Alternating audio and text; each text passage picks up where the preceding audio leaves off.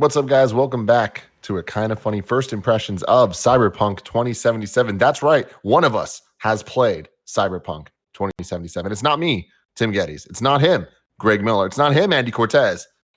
It's the one and only new face of video game questing Adeoye Jr. And I'm jealous. I gotta say. Woo! I'm so excited. As you should be. As you should be. I feel like you know what this feels like? I feel like one of my friends is really good friends with like Leonardo DiCaprio or something like that. Or Michael B. Jordan. I feel like I'm just kind of like, dude, you played that game? You're his friend? You went to his house? I'm so stoked right now, Bless. How was his house, Bless? Tell us all about it. It's awesome. I really don't know where to start with this game because I think for me coming out of it, the biggest takeaway is that it feels like such a departure from The Witcher 3. Like it doesn't feel like the same team that made The Witcher 3 is the same team that made Cyberpunk 2077.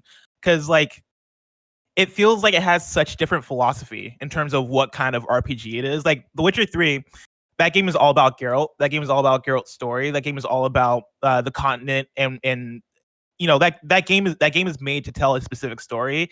Whereas in Cyberpunk 2077, it feels like that game is your own story. And I think that is the biggest, most ambitious thing this game is doing is it feels very open and very choice driven and very much like your own story that you're creating as you're going.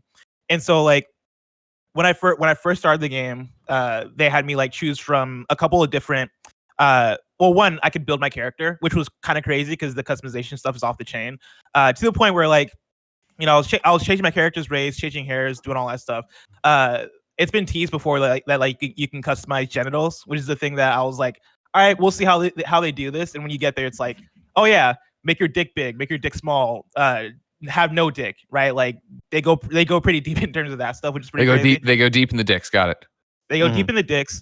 There's a few different we do wideness, girth, or it seems like you can only do length, which was one thing that as far as what was available in my demo, it seems like length was the focus. But you could also customize your pubic hair, which I thought was very interesting, and very in depth. Yeah, that was something I was like, oh, interesting.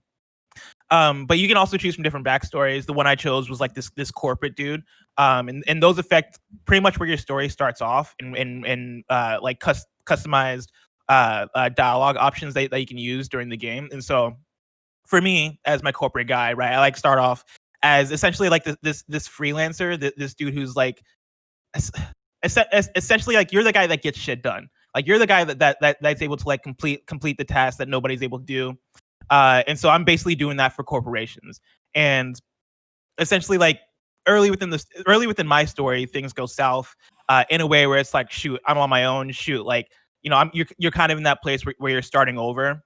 And from there, you kind of get integrated with the world, and the world kind of opens up in a way where you feel like you can kind of go do whatever you want. I don't know if that makes sense, but it basically feels like an open world RPG that is just way more ambitious than so many of the ones I've played before that are this type of game. How does the shooting feel? Shooting feels great. So the way I did my demo was it was through GeForce NVIDIA Now, because obviously we can't do in-person demos because of COVID-19 and all that stuff. And so we did it through game streaming, which wasn't ideal because I could still feel some of the latency there. It worked surprisingly well though. Even with that latency, I could still tell that the shooting felt great. Surprisingly great for an RPG. I think that's my biggest takeaway is that it felt to me similar to something like Far Cry, but even in a lot of instances better than Far Cry. You obviously have your different choice of guns and all that stuff, but in terms of movement, you can kind of do these quick dodge moves, these quick dash moves, which makes it feel very, very fluid. The way in which enemies kind of break apart as you're shooting them, right? Feels very it's very violent. The game is very kind of graphic in that way. Did you do a lot of the demo stuff where you're aiming at the leg, breaking off the leg, and then aiming towards the rest of the body? Did you ever find yourself going for certain body parts to immobilize them in any way? Yeah, in a weird way, it almost felt like The Last of Us Part 2. Like if you've been seeing Sunny Legend on Twitter, he has his gifs where he's like, showing off how graphically intense that game is. Right? There's one gif I saw where he's playing as Ellie and he shoots off somebody's leg and then like that person's down and he kills that person. I got similar energy from this game. Not on the level of Naughty Dog, because that game it's a linear third-person action game. This game as an RPG, I felt like I had some of that there too. Like there were times where I would shoot out somebody's legs and they would be on the ground and I'd take them out there. It felt very natural in that way. Overall, like the combat was really fun, really good. There's also it's not even just limited to gun combat. Like there's also like hand-to-hand combat. There's also swords, which is a thing that surprised me because I didn't know. Tell me that about was the gonna be, swords. like, a big thing. I I only got to use the swords in the tutorial area where they're teaching you combat. And I wish I kind of got to use it in the open world more. But essentially, like you have a block. So the way it works, right? It works kind of how you would expect it to, where you have your block button, you have your swing button. If you block at the perfect time, you do like a counter move. Right. And so like it's timing based in that way. And then also if you hold your attack button, you do like your strong attack, which then breaks the other person's block. And so you kind of have that kind of rock, paper, scissors back and forth there with the sword fighting. And fist fighting works pretty much the exact same way. Like combat overall. Go for it. I was just gonna say, well, keep going with your combat. Well, I was just say combat overall, like just felt great to me in all instances. That's awesome. How long did you play for? I played for 4 hours. Was that all prologue? I guess so. Like I didn't realize until we were watching the Night City Wire stream that I'm pretty sure all that was prologue, because they showed stuff there where I was like, I don't remember getting that. And I don't know if that's because I chose my specific direction or if it's because like I just didn't make it out of the prologue. When they showed the Badlands in the Night City Wire thing, I was like, dude, I had no idea that like that was part of the game, because I spent all my time in the city, which I think partly is because I was playing as this corporate dude. If I played as the Nomad, I assume maybe I would have gotten more of the Badlands side of things. You don't know, right? Because that trailer they showed to start in the Night City thing talked about it. That was all in the prologue, and I don't think. Correct me if I'm wrong. I don't think we saw the cars and outside stuff there. So maybe everybody starts in the city and then you get out from there.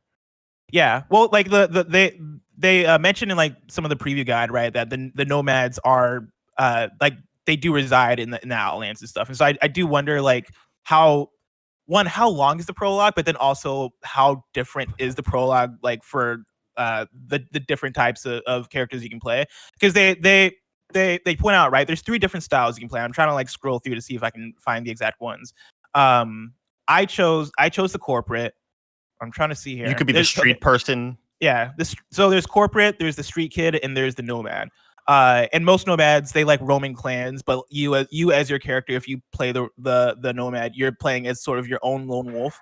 And yeah, like you're pretty, like as the nomad, you're pretty familiar with the Badlands is what I'm reading here.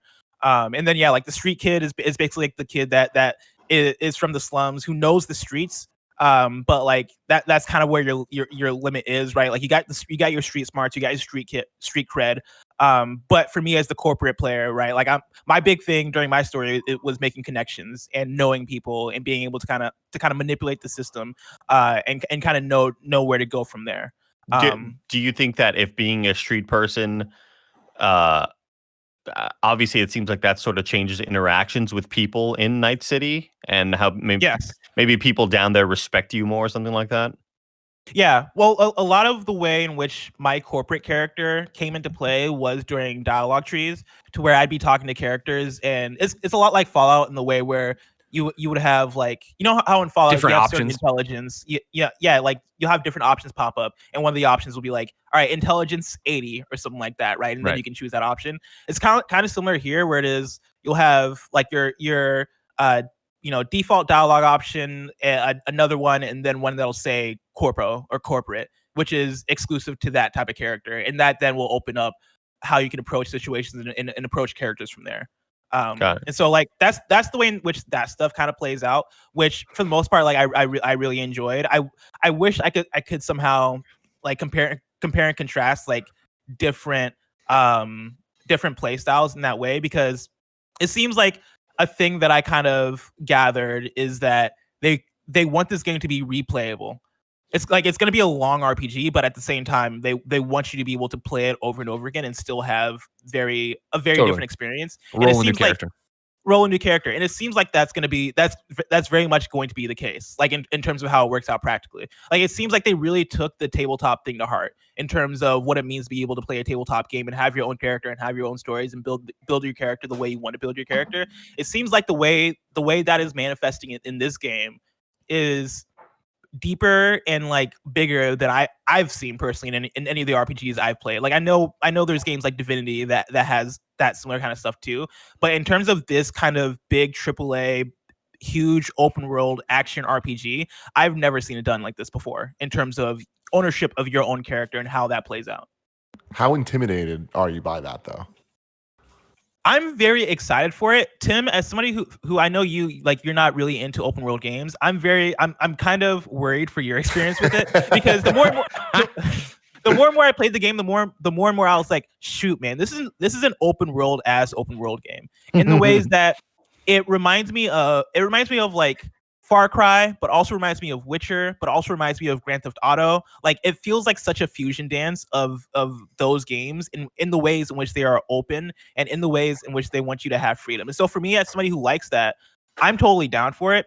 And like coming out of the demo, I felt like I felt like in my 4 hours, I barely scratched the surface. Like I felt like I barely made a dent into what my character could be, into what I could do in this open world. Tim, for you as somebody who's into the linear stuff, I don't know where you're gonna stand with this game. So with that though, you're saying you're 4 hours in. Did it still feel tutorially, or did it start feeling like you were actually in the game? It did feel like I was in the game. Like by hour 2, I felt like I was past all of the initial tutorial stuff because they do a pretty good job of basically chucking you in, and as my corporate character, I was able to like do the initial stuff, and then like plot happens and then they like introduce a tutorial, but the tutorial they introduce is very, very much like, hey, you're with your friend Jackie and like things happen and you and Jackie are kind of recovering from a situation, and Jackie's like, all right, like let's get you back up to speed. I'm gonna jack you into this thing, and it's like basically this virtual training simulator, and basically in there you learn how to shoot, you learn how to do hand-to-hand combat, you learn how to stealth, and then like you learn how to hack. And that took probably like 20 minutes overall. And then after that, like I felt pretty free. And like there's still stuff that they're introducing as you go, and there's still stuff that, of course, that like brain dance was a big thing that I played that we got to talk about. But like brain dance was the thing they introduced, right? And they tutorialize things in that way, where as you're naturally going, you're kind of learning things. But this strikes me as a game where even 10 hours in, there might still be new stuff that they're introducing. Like it strikes me as that type of game. Not that that's a bad thing, because I dig that if the things they're introducing are interesting. But one of the things they introduced in my 4 hours was brain dance, which for me, when they introduced it, I got Batman vibes off of it. I got Detroit Become Human vibes off of it. And that's stuff that I actually did like a lot in both Batman and Detroit Become Human, in terms of, hey, you like, basically, you put on like this VR helmet as V, and as they described in that Night City Wire video, you're basically able to like jack into another character and live their past. Like you're able to live this experience that they lived. And you as V, you're like using that to get your job done. The way that they show it being used within the game and within the world, like a lot of it is like porn, or a lot of it is sex work. You know, you can use it in that way. The way as V, you're using it for your investigative work, as far as like the times that I used it.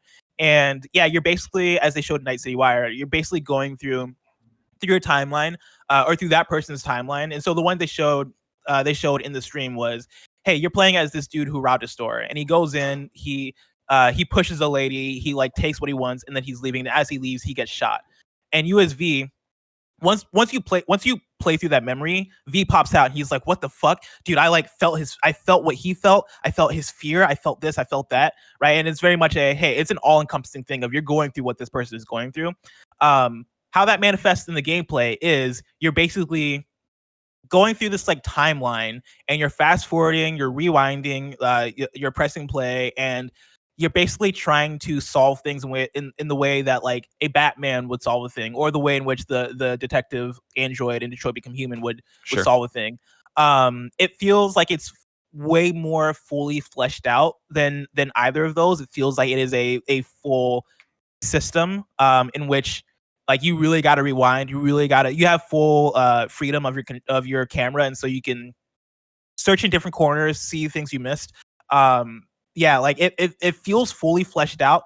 For me, it also felt boring, which is like the thing that was very much a bummer, because I had 2 instances where I had to use brain dance, and the first one was that thing, and that was where they first tutorialized it for me. And so that's where I was like, all right, cool. Like, this is a tutorial. I'm sure when it actually plays out in game, it's not going to be as boring. It's not going to be as tedious. And now I know how this thing works. The second time I used it, I had to use it again for story. And I think it might have even been in that same instance, to where now I have to essentially take over the memories of this lady who is seeing this like corporate higher up dude and is going to sleep with him or whatever. You're basically taking over her memories, and as you're doing that, you have to figure out where that guy hid a thing. And it took me forever to figure out where the fuck he hid the thing that he hid, because basically I had to play through this whole sequence. The sequence was probably like 4 minutes long, 5 minutes long. It's like a 5 minute long cutscene. Can I stop you one question? When you say play through it, you mean that you're like hitting play and just watching it. You're not doing anything in this. You're not doing right? anything. Okay. You're watching. It is a cutscene that you're pressing play on, and things are playing out. And you have a free camera. You have a free camera. You can change it to where it's first person, and now you have her view. But for the most part, right, like you're switching between that and that third person camera. You're switching filters so that you can have like a heat filter or a black and white filter, and that'll help you to seek out different things. And basically, it's just like you're watching this person's memory and trying to solve things based off of that. And that was not fun. That was one of those things where I was like, this should have been left on the cutting room. Like, it's a cool idea. It's Batman. It's Detroit Become Human. It's stuff that we've seen in games before that has been like fun in those instances, but not necessarily like the thing that should take front and center stage. And here it seems like it's taking front and center stage, and where not front and center stage, but it's becoming big enough of a thing in this game to where I'm like, I'm not looking forward to having to do this over and over again. Oh, interesting. Is it as expedited of a process? Like, can it be a faster thing? Obviously, in the trailer that we just saw, or in the gameplay that we just saw, it seemed a lot slower because they are painstakingly explaining everything, right? Like, they are going through every single part of what this brain dance is. The second time around, did you find it? Obviously, you said it took you forever to find this item or whatever. Yeah. But does the process of it seem any quicker? Does it seem like it'll be? It's the opposite. It's the opposite. It's a lot longer. Like the way they did it in the trailer we just watched, in that stream we just watched, I was like, damn, they like really sped through that thing. I was in there for a minute. Like I was in there like when you press play, like they're going through the motions. They want you to rewind back. They want you to fast forward. They want you to really like solve things, which on one side is kind of cool because it does make you really feel like you're doing the actual work. It does make you feel like an actual detective. But on the other side, it felt drawn out in places where I was like, yo, I just want to shoot a thing, or I just want to talk to a person, or I just want to drive. I don't really want to be here right now. Obviously, I'll go ahead, Greg. I raised my hand, Andy. Yeah, I'm calling you, Greg Miller. Oh, sorry. Thank you very much. I didn't know you're moderating this panel. Mr. Cortez, you're doing a great job moderating. My question is there? Do you think? And I know this. You've only played, 4 hours of this giant game. When you're gonna have to do the brain dance stuff, is the mission like flagged for that? Like you're saying, you just want to shoot. When you went in, did you know it was gonna be a brain damaged brain dance thing that was gonna be tagged? Is there any way to get around it? No? It's basically part of the main mission. Like gotcha. The times I did it, they were part of the main quest. I'm sure at times they're part of side quests, but there's no flag saying that like this is a brain dance mission. No, it's just like during my main quest, basically that was the thing that popped up of, hey, all right, this guy has this thing. All right, what's the next step? Oh, we got to brain dance him. And it's like, all right, cool. Yeah, this like it's basically a next step within a mission. Gotcha. And so yeah, that was a big part of the demo. That was the thing that coming out of it, I'm not feeling too hot on. Maybe in the final game, it feels more natural. And and I think that I even wanted to mention at the beginning, and I've been kind of trying to figure out how I'm gonna like phrase the way in which I'm going to talk about this game and like what are the big things, what are the big things, what are the big takeaways. I think for me, one of my big takeaways is that I'm glad that they're delaying this game because it is such an ambitious game and it's such a big game. And even my time playing, like there are bugs and stuff, and of course this is way pre-release, and so that's to be expected. But dude, like it seems like such a huge undertaking, this game, in terms of just how big and how wide and how varied you can play. Is there anything about it? Like, obviously, we've seen a lot of these trailers before, and everything seems super pre-packed and super prepared for that demo. And so everything we watch looks like the best it could be, right? And everything looks so vertical slicey. Did you get that vibe at all while you were playing? Like, obviously, you said there was some bugs, but does that level of polish still exist kind of everywhere else? Yes, like it is a very polished game. I think with where it's at right now in June 2020, I think for what I played, a lot of it was kind of difficult to judge because of game streaming. Sure. And I don't want to necessarily hold that against the game because that's not something that they can get around. But for the most part, like the game looks awesome. The characters, the character models look awesome. The world looks awesome. Like it didn't strike me as anything we haven't seen before necessarily, like in terms of character animations and in terms of character models. I'm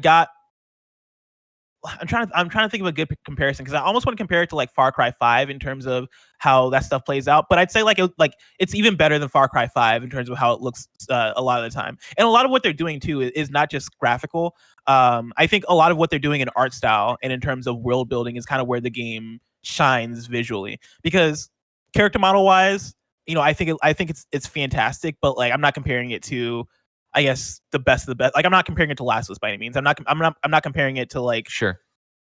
even Horizon Zero Dawn. I wouldn't necessarily compare it to that visually. But in terms of the art style and in terms of what they're doing with Cyberpunk and the different locales, and when you walk like part of my game, I walked into a strip club, right? Or not even a strip club, but like that the place they showed. The club they showed, I can't remember their exact names, but where you go to do the brain dance thing. Even then, like when you walk in, it feels alive in a way that kind of feels crazy, right? Like it's less so like, oh, this is graphically like intense, this looks graphically amazing. It's more so like, oh snap, this place feels living and breathing. Like driving through the world, oh snap, this world feels living and breathing. And I think that's kind of where the game shines technically, and not necessarily just in how beautiful like the textures are, because that stuff I think is good, but I think there's so much more there that they're doing in terms of like the slums versus the like high-tech military people, how they come off versus the super rich of this world, and how the styles of each of those feel very distinctly different but fully realized. I'm assuming that the machine you were playing on, because you're cloud streaming or whatever, I'm assuming that the machine you were playing on was kind of best of the best, top of the line. Yeah, probably. Like I imagine so. And like there are times where like there are some hiccups in terms of frames, but I'm putting that all entirely on that's cloud streaming. Streaming for now. And were you getting like 60 frames? No, I think I was getting like 30. It seems like, yeah. And again, like there is some bugs and stuff in terms of like missions not popping in the way that they should have. But again, like pre-release, that stuff is being ironed out. And how much Keanu was there? What's that, Tim? How much Keanu was there? I didn't see Keanu once, which is the thing that made me realize when they said that everything in that trailer was prologue. That was the thing that made me realize that like, oh, maybe I didn't make it out of the prologue. I thought I might have made it out of the prologue, but I didn't see Keanu, and so. Keanu, no. My question for you, Bless, is you're talking about the glitches you did see, which are to be expected, obviously, in a pre-release game. Do you think it hits November? Or do you think it gets delayed again? I could see it getting delayed again, depending on how their progress goes.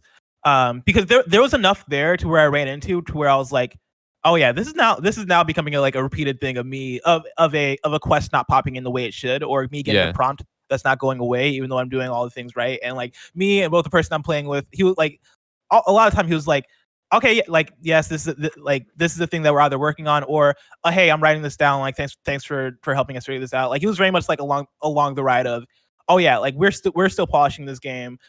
We're taking notes on all the stuff, and he was like super active and helpful in terms of being like, oh yeah, like this is the way this thing should work. Obviously, for you, it's not working this way. Again, like we're taking notes, and he was doing a great job of pointing that stuff out. But yeah, that said, I don't know, man. November is almost 4 months away now. I don't know how quickly that stuff gets remedied in terms of it's easy, like, bro. It's fucking yeah. I don't know. We'll see is what I'd say. But if it gets delayed again, I'm not necessarily going to be shocked about it.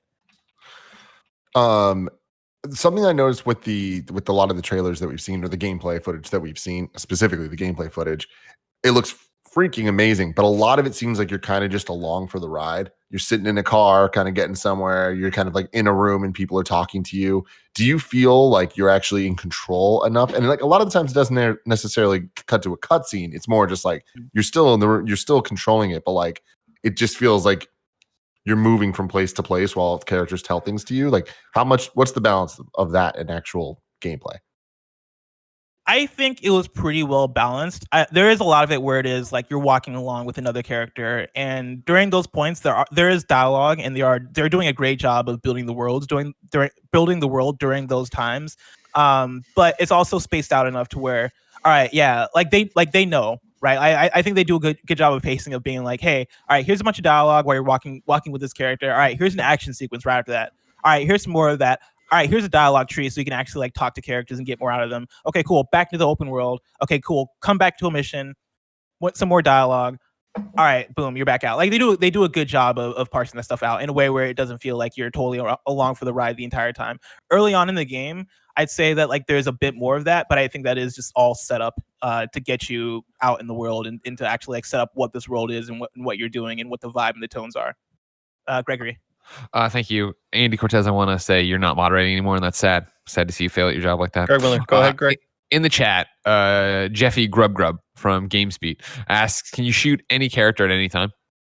I didn't try. I get the vibe. Why aren't you a maniac? Be a maniac. It was one of those things where, like, since they had me playing with, I forget if he was PR or dev, but they had me playing with somebody who was watching me the whole time. I didn't just want to like just fuck around with everything. I did hit somebody with my car, and so I assume if I can do that, I can probably shoot a person. How did driving feel? It felt pretty good. Like it strikes me as GTA-ish, but not GTA. Like GTA is all about the cars, right? And it's not that, but and especially because you only have one car. Like it's not like you can steal cars at any moment, but it seems like they really want focus to be on the car you own and customizing that car and making that car your own, which I think is really cool. But it the whole time I felt like I was almost encouraged to follow traffic laws, if that makes sense. Like it was kind of this weird thing of getting into my car and driving felt good. I never at all felt like it's not a driving game. I think the way to put it, right? At no point does it feel like Saints Row, where it feels like an open world driving game. Driving very much feels like a means to an end in this world, where you are like when I say I was obeying traffic laws, right? Like I'm not necessarily stopping at stoplights, but I am like keeping to the right side of the road. I am like trying not to like hit other cars, because I don't feel like it's that type of game, and I don't want to like fuck things up, because I'm here trying to do my mission. Driving in a way almost felt like an extension of like this role playing experience and trying to actually be your character. But it felt good. Did you try doing any? Did they present the opportunity to do any side quests? Did there feel like any limitations, like any of those invisible limitations of like, you can't go over here because of whatever reason? In terms of side quests, I did do quite a few side quests. That stuff feels very open world game-ish in a way that's kind of traditional, where you'll open up your menu and you'll see question marks, similar to something like The Witcher 3. And like you'll go to the question mark, and that'll then, start up a quest. They also have, it seems like, quite a few different types of side activities or side or like in-world events that'll happen, almost similar to where in GTA 5 you would have like the blue dot on your map that'll like tell you that somebody's getting into a fight with somebody over here, or like somebody's robbing a lady over here, and like you can go and like intervene or do whatever.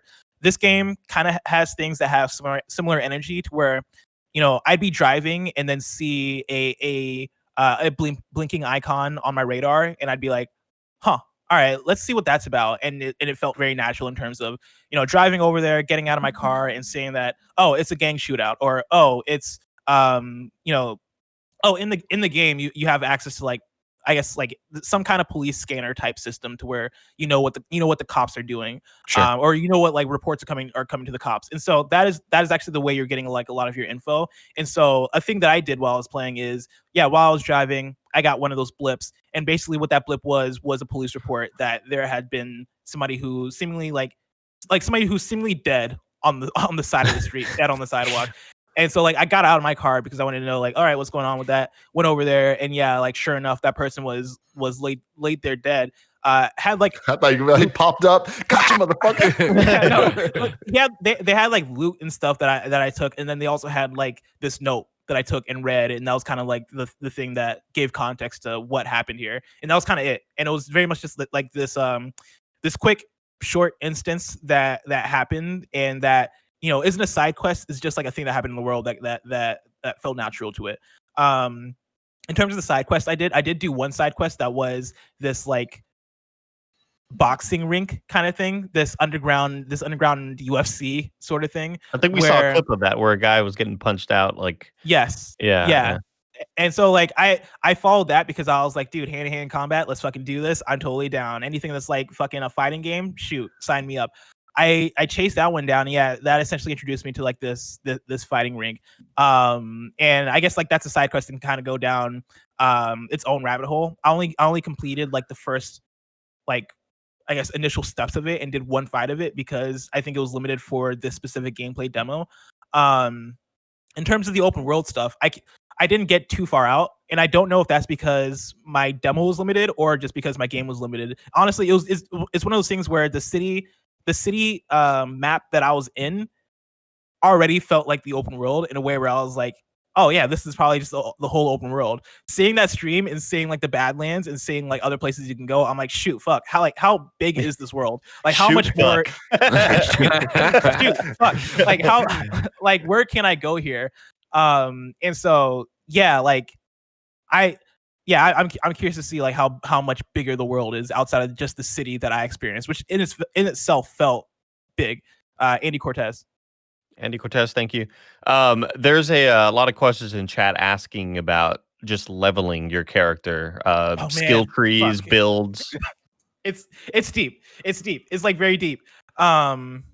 Basically, let me open up my preview guide because I'll be able to actually give some specifics here. But there's like a lot of upgrading you can do. You can allocate both skill points, or I guess like they're like attribute points, and then so you have body, reflex, intelligence, technical ability, and then cool as your 5 attributes. You can allocate points the way you want to. It's kind of like almost like the Fallout system. What's it called? I forget what it's called. But like, no, not VATS. There's like an upgrade perk point system in Fallout. If special. People who, yes, special. Thank you. It's kind of similar to special, to where the more you allocate points to a certain attribute, like the better you get at that thing, and then you also unlock perks within that attribute. And so for me, the way I was playing, I started off because I wanted to be more stealthy and more of like a hacker. I put quite a few of my points into intelligence, and then more points into technical ability, and then like 1 point into cool. And so like I balanced my character out that way.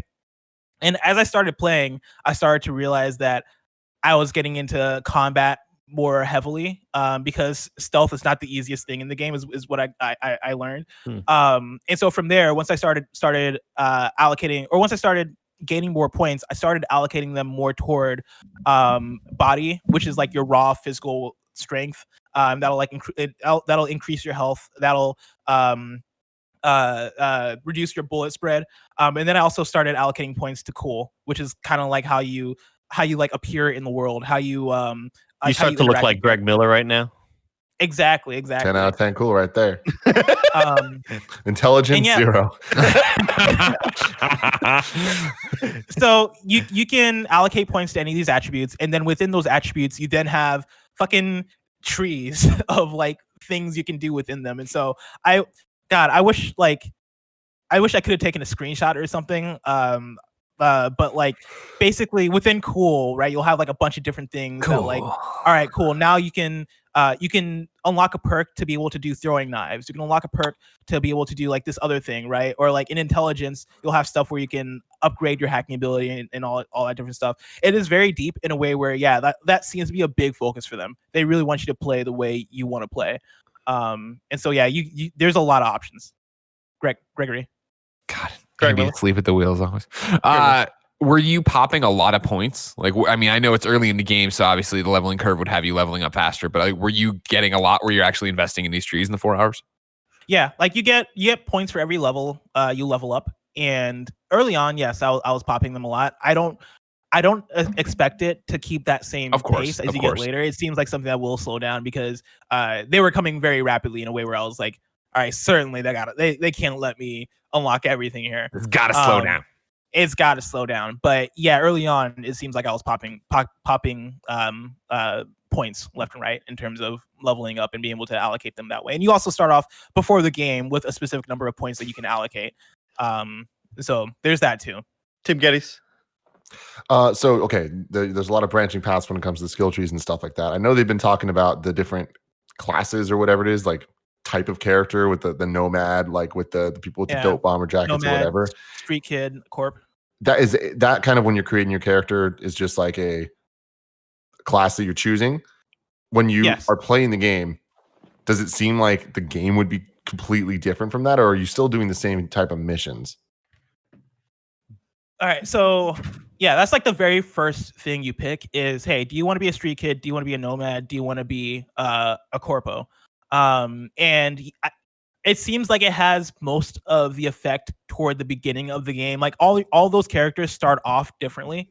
Like as the corporate dude, I started off literally like in this corporate building, like getting this mission from my boss to like do a thing that is illegal, and that my character is like, dude, I can't do that. And that your boss is pressuring you to do because he's your boss and like he has all the power. And from there, that's kind of where things go to shit went to shit for my character. Is like, what that then set up for him and where he went from there. It seems like as a nomad, you might start off from the Badlands, but Chat said earlier when we were on a different point that Game Informer's reporting they were a nomad and they started in the Badlands. Okay, or at least they were in the Badlands at some point. And that's one comment in chat, but I believe you, best friends. I'll allow that comment. I didn't call him Greg, but I'll allow that comment. That would make sense because they very much stressed that like, hey, these characters are starting off at very different points of the world and their experiences, and it seems like, yeah, the more and more you play, like I'm not sure if there is a point where it all meets up and like you're fighting the same big bad. Honestly, the way they're approaching this game, I wouldn't be surprised if you don't. Like I wouldn't be surprised if they're entirely different games. Or not even games, but entirely different paths. In which things go. Because a lot of what I was doing felt very like none of what I was doing felt like it deviated from that character. Like that character archetype. Like I was doing like a lot of very corporate stuff. It felt like the whole time. In a way that man felt that felt pretty cool and almost made me want to. It made me wish that I could have replayed halfway and like gone Street Kid to see what that was. And I'm curious to see I'm curious to hear what other people's impressions were in press and who did pick either Street Kid or Nomad. Because like my whole story felt very much like it was that corporate branch. And I'm curious to see if that stuff stops mattering at a certain point. But it seemed like for me in gameplay, it mainly reflected in my dialogue options. And so take that for what you will. Did there seem to be a main story, or was it all just you're in a world and a lot of things are happening?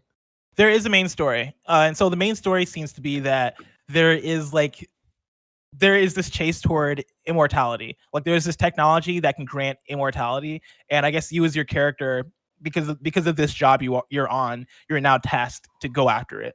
And I had to stop at a certain point because the demo only went like a certain amount of main missions. But there is for sure a main quest, and then side quests. Like, so for one of the main quests I did, actually, I can describe this. I was tasked to make this deal with this specific faction who they're like kind of like these punk dudes. They're like these badass like gangster kind of dudes. I had to go to them in order to make a deal so that I can get this briefcase from them. And in the briefcase is like this bipedal robot type creature. It's like Kojima-esque shit. Save me, and so, help me. Oh, in the trailer that happens here, right? Doesn't it? It probably does, yeah. It's probably I am Chappie. No, I'm like watching the video to see if we're doing that exact mission. That's not how Chappie sounds. I Right? am Chappie. And then he's walking around, right?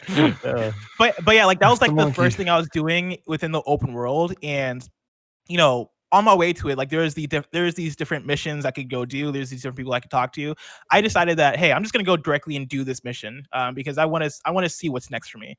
And a thing that the person I was playing with, the person that was watching my playthrough, the thing that they were describing to me as I was going through that mission is that, hey, yeah, like if you did side quests and you did side missions, this would be completely different for you. Like this would if you had, like, for example, like I got into an argument with the dudes who I was making a deal with, and they were like, hey, like, pay up, like pay your money. And my character was like, I already sent the money to your guy. Like, what happened to this guy that I sent money to? And the guy was like, oh, like he's not with us anymore. Like, you got to pay us. Like, you got to, like, you like, yeah, I'm going to make you pay twice because fuck you or whatever. And I had the option that was like grayed out of like, yeah, pay the money, like, pay this person the money they want. And I didn't have that. I didn't have that money because I didn't do side quests. And so it was one of those things where, I could have paid him twice, but also because fuck that guy, I was like, all right, yeah, no, like let's fight. let's do this. And that ended with a shootout and like this big action sequence, as opposed to me being able to get out and go. And of course, like that's the thing we've seen before in Fallout and like other big RPGs.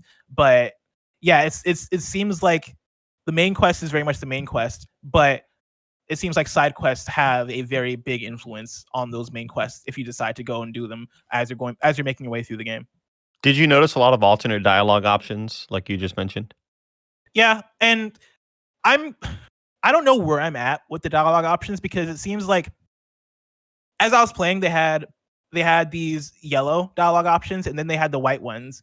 And the yellow ones seem like they're the ones that would progress the conversation, whereas the white ones seem like optional dialogue options that would then circle back to that same dialogue choice. And it made it feel that was the only thing that made it feel less like a, hey, like I am taking ownership of this conversation, I'm having branching trees. There are points where it seems like you can commit to like a certain option over the other.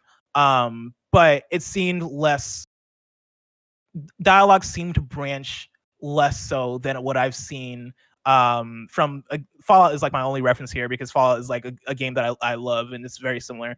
But it seemed to branch less so than a game like that. But I also get the impression that this game at the same time just has way more variances in other ways that I kind of forgive it. But yeah, like there is a lot of choice in dialogue, but the actual branching nature of how that reflects within the game seems to be a bit more traditional / a bit more minimal for what you'd expect from this type of game.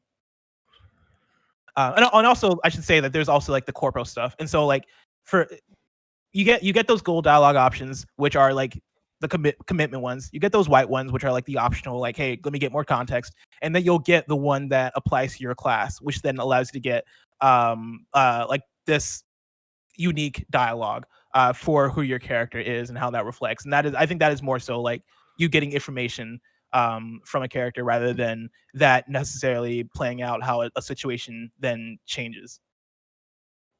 Any closing thoughts? Any closing questions, guys? You've been very good in this preview, I think, of giving both the good and the bad of it. When you walk away though and summarize it, like, is it awesome? Are you still as stoked as you were before? Does it look great? I think this demo, I think, did a good job of like getting me even more excited, but then also helping me to level where my expectations were, because I think up until now, knowing CD Projekt Red as this studio that made The Witcher 3, which for all intents and purposes for so many people, if not most people, was Game of the Year 2015.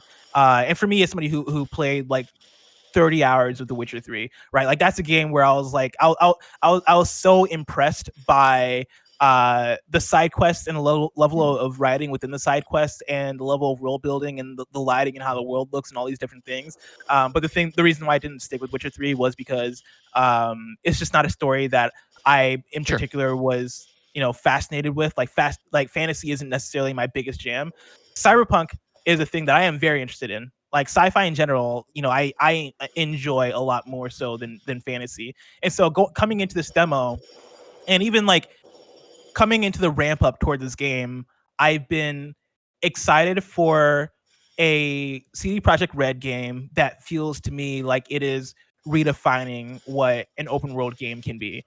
And playing this demo helped me manage those expectations in the ways that this isn't going to redefine open world games in terms of like, this isn't going to change how the next Far Cry is made. This isn't going to change how the next Assassin's Creed is made. This might change how RPGs are made, if that makes sense. Like it feels like more of a jump in terms of RPG than of open world. It feels like it's taking a lot of elements that work so well in open worlds. It feels like it is piggybacking off of the things that work in a game like Horizon or in a game like Fallout, or in a game like Far Cry, or in a game like Assassin's Creed, but then infusing that with its own innovative mechanics in terms of how do we make this world in this character in this story really feel like your own. And that is like my biggest takeaway, is that this is an RPG as RPG for me as somebody who, if you like, let me say this, if you like Deus Ex Human Revolution and Mankind Divided, this is that on crack.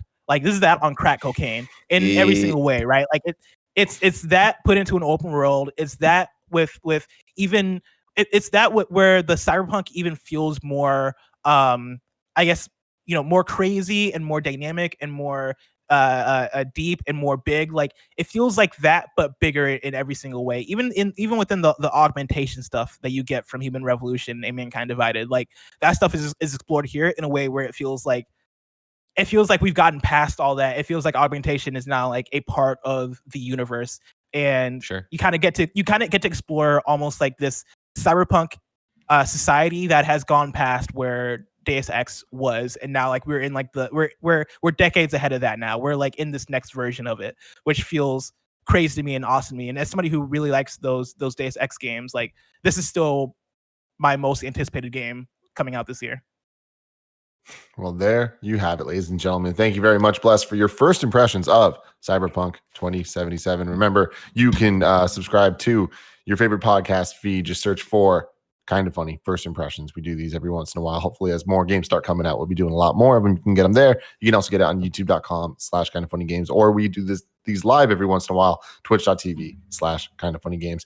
We'll be live reacting to the rest of the whatever the E3 situation we have going on right now is. We got Games Daily coming up soon. But until then, love you guys. Bye.